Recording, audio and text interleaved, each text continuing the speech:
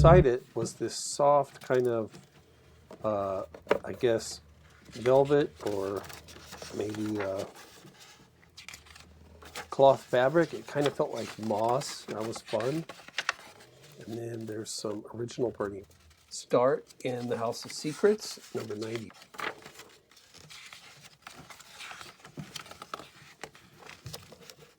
Which was the first appearance of the Swamp Thing. And he had a bit of a different look, but it was enough to get Swamp Thing number 1 launched.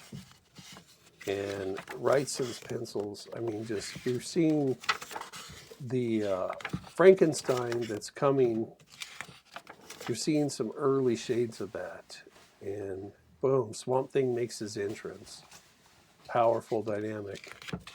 And the first thing he does is smash a car. That's one way to make him stop.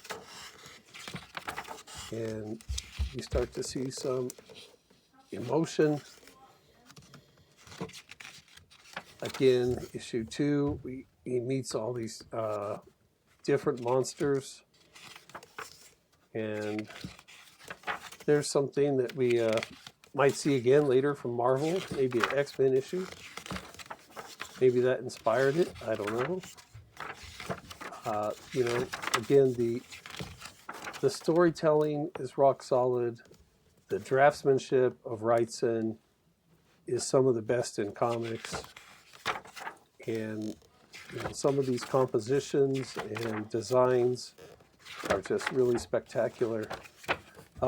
Lynn Wein's writing, it also surprised me. I had never read him before. I, of course, knew that he was the creator of Wolverine and Storm and a couple of other big characters. But I would say his writing style and his voice kind of reminded me of Rod Serling from the Twilight Zone. And basically, I think it's kind of evident Rod Serling was a big influence on Lynn Wein, and each of these issues kind of reads like an episode of the Twilight Zone. And the Swamp Thing is the star or the main storyline throughout. Just brilliant compositions again, and he inked his own work, so I just found that extraordinary. Also, him doing 30 pages a month of pencils like this and then inking it himself. Of course, who else would you want inking him? I don't think anybody. Wrightson's the man. And as you go through, the stories kind of become a little more complex, and then there's kind of some deviations. Here it's like Swamp Thing versus an alien. Here is Batman, which was just fantastic because we get to see Bernie Wrightson drawing Batman, and he does not disappoint. And look at that long flowing cape, that's just gorgeous.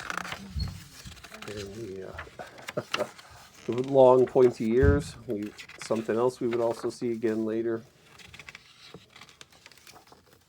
And just fantastic work.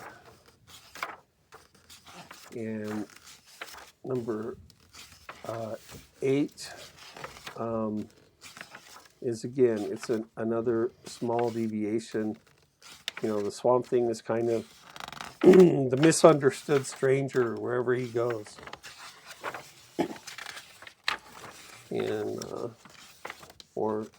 here he is, the Swamp Thing versus, before he fought a robot, then Batman. Now it's a Swamp Thing versus an alien. But then, of course, he ends up saving the alien because it was also a misunderstood creature like himself. And these guys were kind of interesting. And just, it was just fun seeing Wrightson basically at play, drawing various anatomy and different kinds of things going on. And here, Wrightson's off the book. Nestor Redondo started doing the artwork, and while I'm not not as big a fan of his as I am of Wrightson, I mean, his work is just top notch. It is just some great dynamic compositions, and lots of details. I can see why the editors thought he would be a good replacement for Wrightson, like the hatching and the pen and ink stuff that's going on here. Just looks really nice.